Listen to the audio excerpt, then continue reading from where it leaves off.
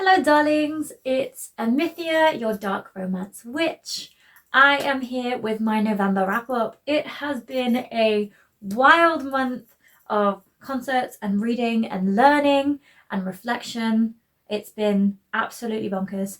In the best way, in such the best way. I'm gearing up for Yule and the decorations are up and everything's beautiful. And speaking of, I got some beautiful books this month, which I can't wait to share with you. So let's get into it. I can't believe it's kind of the end of November actually, in a way, because it turns out I've read so much and I really didn't think I had. So exciting surprises. Let's get into it though. So, also I have been introduced to audiobooks this month and it has changed the way I process information. So you may know already, I have dyslexia and I struggle with reading sometimes, and especially with information books. I find I just can't read them. I can't retain the information, no matter how hard I'm focusing, no matter if I'm like fully fueled and ready to study and whatever, can't retain the information when I read it. Whereas when I listen to it, I can keep it for years and months, and the whole book makes sense to me because I can recall the previous information that feeds in chapter by chapter. So with that beautiful lesson learned, I have been listening to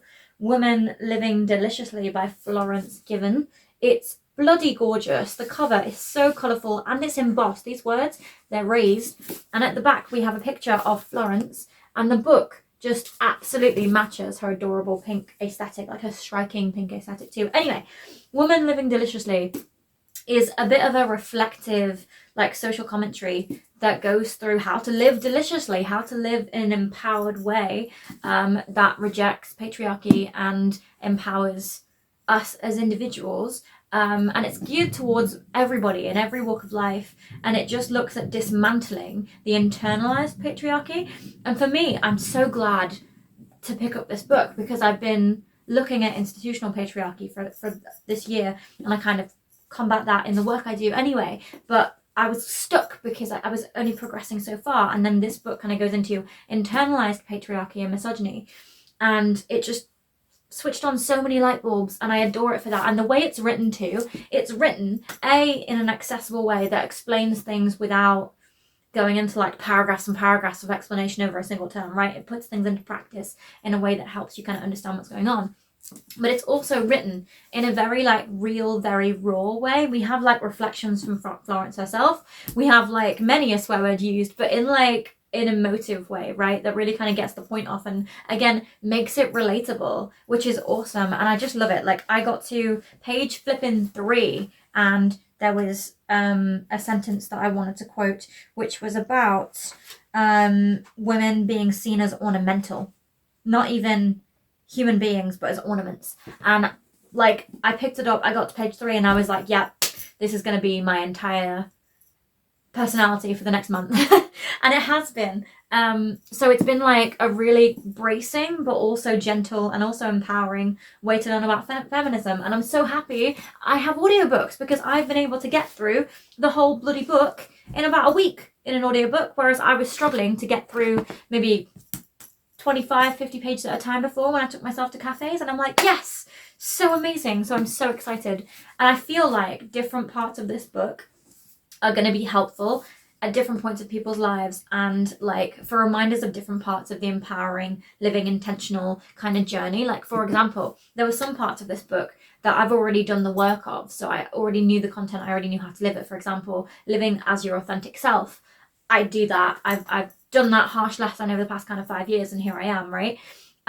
But then the other parts of this book about like building rest into your day and your attention and your money being like really vital, like choosing points in capitalism, right?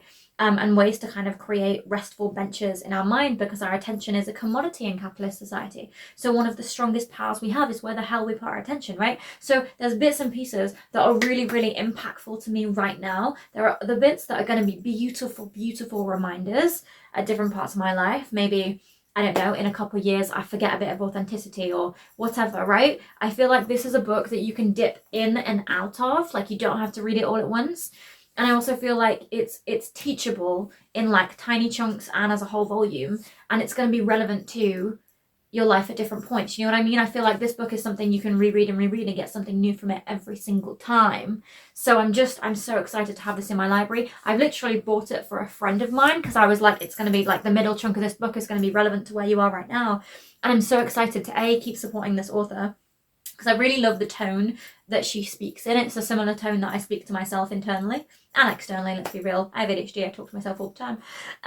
But I'm so excited to share this book with you guys and also with everybody I know, and to use it as a bit of a talking point as well when people come over. So this book, obsessed. Screaming, crying, throwing up, obsessed. Love it. Loved Women Living Deliciously by Florence. Given. Amazing last name. Okay, anyway, the next book I read, completely different genre, fucking ripped my heart out and pieced it back together. So My Throat, an Open Grave is close to a novella. It's just over a novella because it's 250 pages, and I think officially novella's like 200 or less. But it's beautiful and gut-wrenching, and it has like horror elements in terms of not knowing what's going on, and in terms of some gore used and not knowing character motivation stuff, right? There are horror elements, but let me tell you what this book is about. We have Leah Jones, who lives in a really small town in Pennsylvania that gives cult vibes in the sense that it's really, really religious. Now, I'm from the UK, I'm not from America, so maybe this is just regular for a Bible Belt kind of like town, but to me it seemed culty. Everything was really, really religious. The town was kind of kept in line by these stories of the king of the forest who stole children and stole people away if somebody did something wrong, basically. So it gives like cultish vibes, and then the town has like its superstitions and its ways to keep the king away. Now, as Leah's the main character, the king comes and steals her baby brother, and that's told to you in the blurb, it's not a spoiler, but therefore she has to go into the forest and retrieve him and go through various trials and tribulations to do that. Now, when I first read the blurb of this book, I was a bit worried it was going to be fantasy-esque in that she was going to come up against challenges and have to overcome them. I don't really like that format. I get really bored with it. This was not that. She went into the forest, she had the experience with what she finds there, and the trials and tribulations aspect was her working through the traps in her own mind and the traps that the town had instilled upon her. And so it was really, really deep. And the reveal of the relationship between her and her little brother like made me cry. It made me cry. And like the relationship that forges between Leah and what she finds in the forest is so sincere, and it's so unassuming.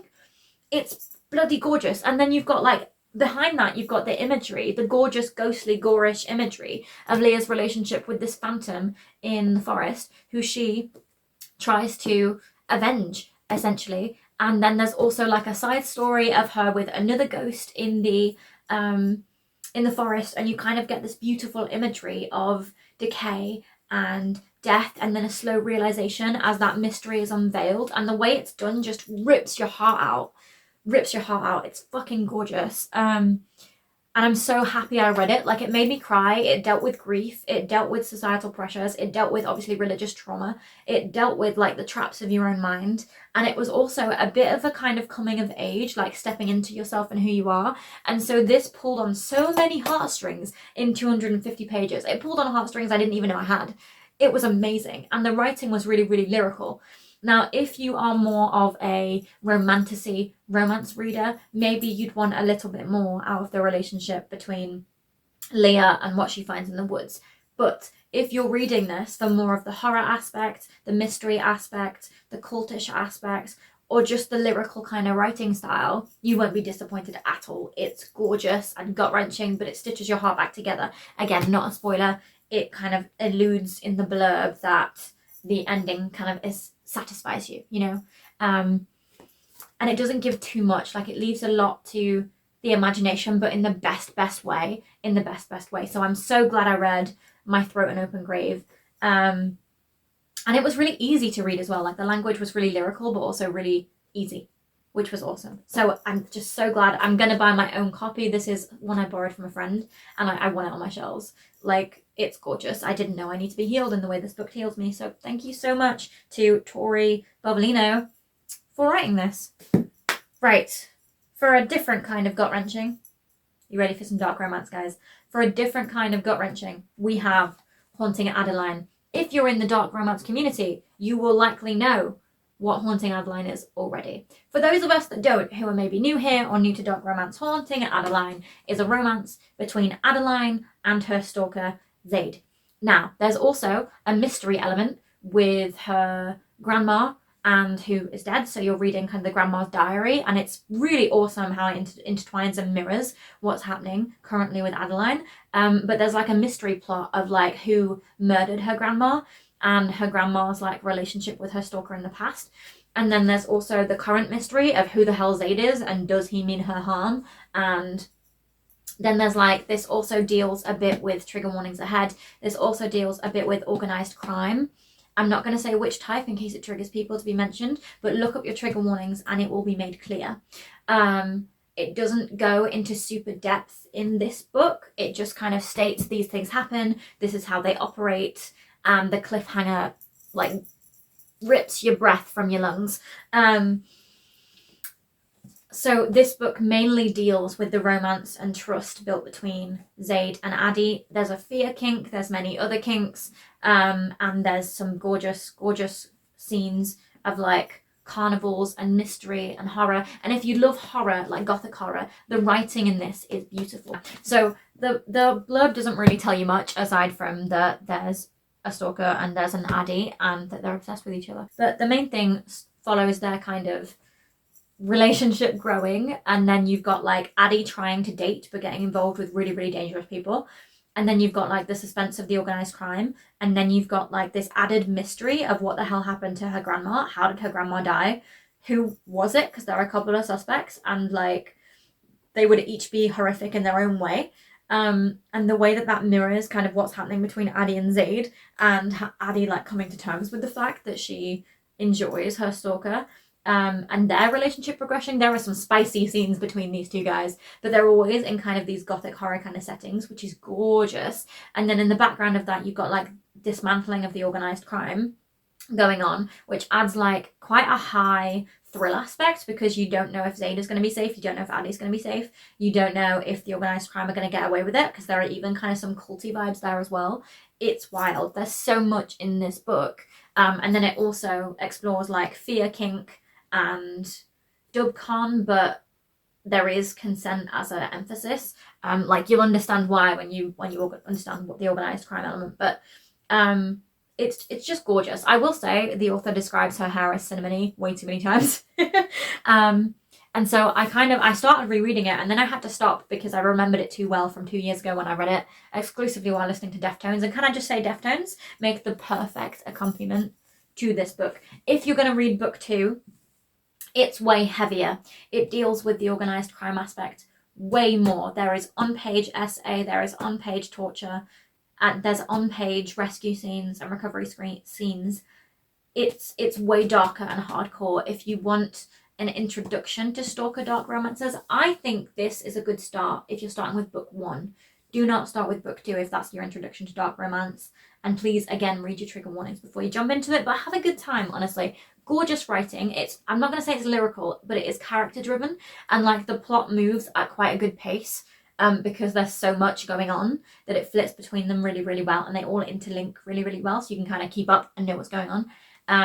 And the suspense of like what's going to happen to Addie and what happened to her grandma and why and how it happened and what's going to happen with the criminal organization, and is Zaid even going to survive the missions, and how are they all connected to Addie, and those interactions that you see through the book. Like, it's wild. And then you have kind of Addie's kind of sexual awakening with her various kinks as well, so it covers quite a lot, and the pace is really good, so I really, really enjoy it. Again, do it with Deftones. Do everything with Deftones, but especially this book. It suits the vibe so well. Okay, next, I am delighted to share, that I got a special edition of The Picture of Dorian Gray. These flowers are embossed. The pages themselves are not made of regular paper. They're made of some kind of glossy, smooth paper that's delicious to touch. We have gold edges. And I think this was only like £15-20. The Picture of Dorian Gray is my favourite book, possibly on the planet so far. I read it once a year, every year. I've always adored it. For those of you who don't know, The Picture of Dorian Gray is a classic by Oscar Wilde. I think it's the only book he wrote. He was more of a playwright. And The Picture of Dorian Gray follows Dorian Gray, who is an aristocrat. I don't know how to say that word. Somebody let me know. But it follows Dorian Gray and his indulgence of hedonism and materialism and absolute living for the pleasures of the world. Like every pleasure it has to offer, Dorian is going for. Drugs, sex, fashion, decor, just every type of sin that or indulgence that this man can have, he will, and with no regard for his soul, because it is discovered that he stays youthful and immortal for a really long time, because the painting that Basil made of him when he was a young man absorbs all of his sin or reflects all of his sin, and so it doesn't mar Dorian's face, no matter how much drug, how much sex, how long he stays out for, the sins he commits with like murder and gluttony and yada yada. No matter what he does, he stays youthful and beautiful as long as this painting is safe. And so you kind of see him grappling with his soul and like the state of his soul. If the painting is taking all of it, then does that mean he's absolved? And it's that question, something that draws me to this all the time, is the question of, do the actions define the person, or is the person a core tenant underneath it all that is unaffected? And where does morality lie, and how much of hedonism and indulgence and enjoy, where's the separation between that stuff and harm, right? Like it. And then there's also like the character study of the different characters in there, because you have Basil, who is besotted, and his two great loves in life are art, he's a painter, and Dorian. And you kind of see him grappling with this, because remember at the time it was beyond illegal to have homo-romantic gay feelings, right? So you have that, and then you have a character called Henry who like spouts anti-morality almost and the fragility of society whilst remaining a good husband and while partaking in the aristocracy. That's it. And so there's so much, this book gives you so much in terms of like moral quandaries and academic thought and what the hell joy is in this life, and if it's worth the harm it does to you or doesn't do to the people around you, right? And how society treats these different characters. It's just beautiful. Every time I read this book, I get something new from it. I'm kind of fascinated about all those questions anyway, but Dorian is the original hedonist in my mind. And this book is just absolutely beautiful. And every time I look at it, I touch it, I feel it, I flick to random pages. Right now I'm reading through Just in Time for Yule to Come, and I just adore it. I have a simpler copy that I read in A-levels for English Lit, and I plan on annotating the hell out of it, because I've read so far to page 63 and I'm in love again. So The Picture of Dorian Gray, if you want to pick it up, this is a beautiful copy, absolutely beautiful. You can get it secondhand for way cheap. You can get it in a normal paperback for like £5 because it's an old book. You can get it on Kindle for I think £1 or less. So if you want to explore those concepts with the company of Oscar Wilde, who by the way was a queer man in Victorian England who went to jail for writing this book, and it was heavily redacted. There's a massive history that's worth kind of giving attention to and honouring. So The Picture of Dorian Gray, ladies and gentlemen, I could do a video essay on this, but I'm gonna move on. So the last book I picked up of the physical variety this month was Keeping Her Keys, which is a introduction to modern witchcraft, Hecatean modern witchcraft. And I have had this book for a couple of years. I've tried to read it multiple times, but as previously mentioned, it's an information book, so I struggled and never really gotten through it. So you know what happened? Today, I picked up the audiobook for free on Spotify. Well, if you have Spotify Premium, it's free, not a sponsor. Anyway, I picked up the audiobook, finished the whole thing, and I realised at the start of the book that let me get into what it is before I explain my thoughts. So this book is a course on Hecate and witchcraft. It's what it means, it's how to get started, it's how to make it an individual practice to you, and there's kind of a focus on personal development and bettering the world, adding to the world, with kind of this background knowledge of Hecate and who she is as a goddess and as a force, and what she represents to people, and how to develop your own practice around it. Now, this is self-guided. I'm sure there is a blog and a whatever Facebook group to help you, but the big key with this course is it's about self-initiation. So you get to the end of this book is formatted to take a year to study and get through, including the exercises and kind of getting familiar. And then by the end, there's a self-initiation ritual. So if you feel ready, you can self-initiate yourself as a Hecatean practitioner. And then you become, if you join the community, kind of a guide to other Hecatean practitioners. If you choose not to go to the community, absolutely fair enough. I'm not sure I will, to be honest. But I love that this book draws on ancient texts, modern texts, personal experience, colloquial experience, or experience of people in the Keeping Her Keys community. And like, it's about like living the practice, and I adore that. So I'm very excited to read this across the next year as well and get back to Hecatean practice, because it's something I dip in and out of. It's always part of me, but I appreciate having a book like this to focus me. Now, in between these things, I have been using reading as a way to chill. I'm just tying onto my laptop now, bear with me. Yeah, so in between reading such things, we've been a bit very education heavy this month. I have been reading a completely new genre of book to me about British high society with like a crime organization kind of side story-ish. It's a touch of. So I finally read, or I'm reading, the Magnolia Park series. I did it. And I'm utterly surprised in that I'm really enjoying it, and I cannot tell you why.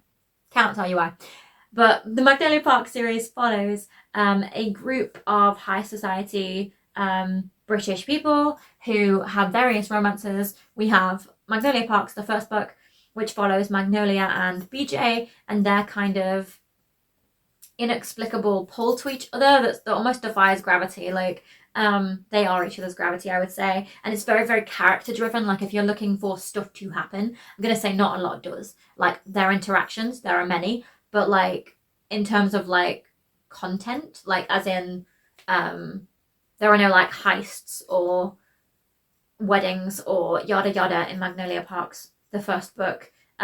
It's very character based and interaction based, and you're kind of getting to know everybody and getting to know Magnolia and how her mind works, and BJ and yada yada. And like the writing is incredibly lyrical, which I like. It's medium lyrical, enough to keep me interested anyway. And it just follows this high society group of people, and I can't explain why it tugged on my heartstrings or why I enjoyed it, but I am, and I'm sticking with it. So I read Magnolia Parks, which follows Magnolia and BJ's story as these two people who are drawn together at a gravitational level, and Magnolia is super duper into passion. She's kind of finding herself a little bit and figuring out how to be herself outside of relationships. She's kind of a serial relationship person, and BJ is a serial slut who struggles with drug use, and it's their car wreck of a relationship, really. And you kind of go through that and then get to know their friendship group as well, and get to know Magnolia and kind of the why she's making the choices for herself and how she begins making choices for herself. It's really beautiful. It's like and it's quite self-aware in that like the friendship knows they're codependent on each other because they went to boarding school together. BJ and Magnolia know they're not good for each other, but also know they're gravitationally drawn towards each other. Magnolia knows that she's relying on certain people, whatever, but it kind of looks at them as people and what makes them tick, and how sometimes stuff doesn't make sense. And there's kind of elements of grief in there because there's a lot of love and loss, and it's just beautiful and like medium lyrical, and it kept me hooked somehow, even though like activity wise not much happened. So I really can't explain the draw of this series, but it's drawn me in. So here we are. I'm on to the second book, Daisy Hates, which honestly I'm liking quite a bit more. It follows Daisy, who is someone in a crime family. Her brother Julian is part of the friendship group you learned about in Magnolia Parks, and you do see like kind of cameos of Daisy. She's not like a main character, but she's a character you start getting to know. And then in Daisy Hates, you kind of see Daisy's and Christian's story, and you learn a lot about Julian as well. It's kind of told from Daisy, Julian, and Christian's point of view.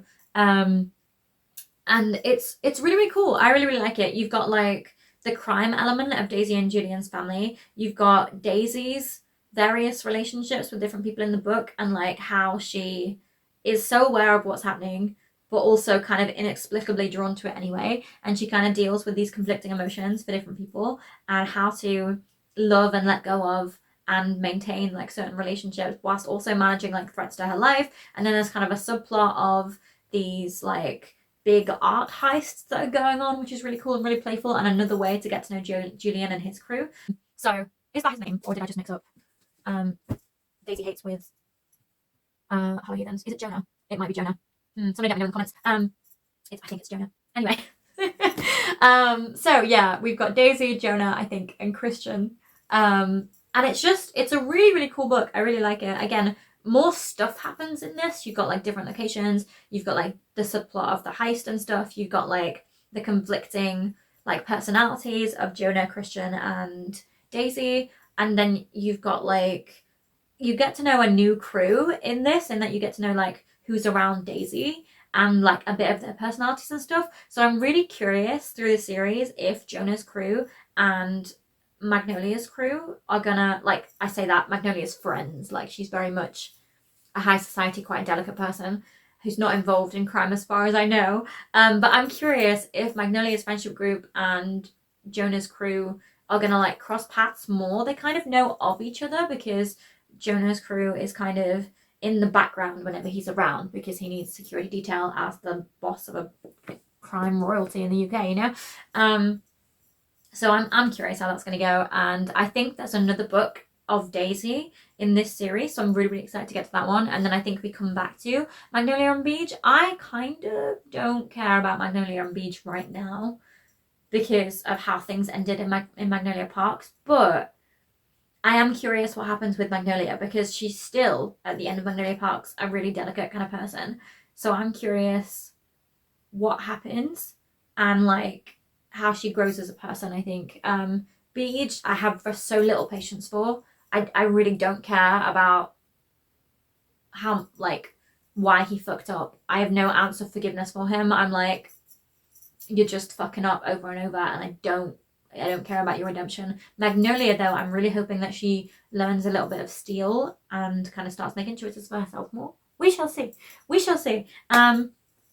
So yeah, I've kind of read a real like mix of like societal commentary books, dipped my toe in dark romance, reading the Magnolia Park series, which I am so surprised it's got me, but I am hooked and here for it. I've touched on classics, which I really hope to read more of across the next year, because the writing is just different. There's more, sometimes more flowery language, and I just want to explore kind of old writing styles, especially because I'm a songwriter, I'm a lyricist, I'm a poet, and so the more different styles I read of different times is really helpful because it informs how I create. So I'm really, really excited across the next year to do that. I've actually joined a classics reading club, which I forgot about, so maybe that'll help. Who knows? Anyway, that is everything. These are all the physical books I read, which way more than I thought I would. And then we did a few on Kindle, which was how I'm reading the Magnolia Parks right now. So thank you for staying this long. I adore sharing like the different genres and stuff, because I'm wholly surprised by the amount of different genres I've been exploring this month and this year. But here we are along for the ride. So thank you for joining me, and I will see you next time.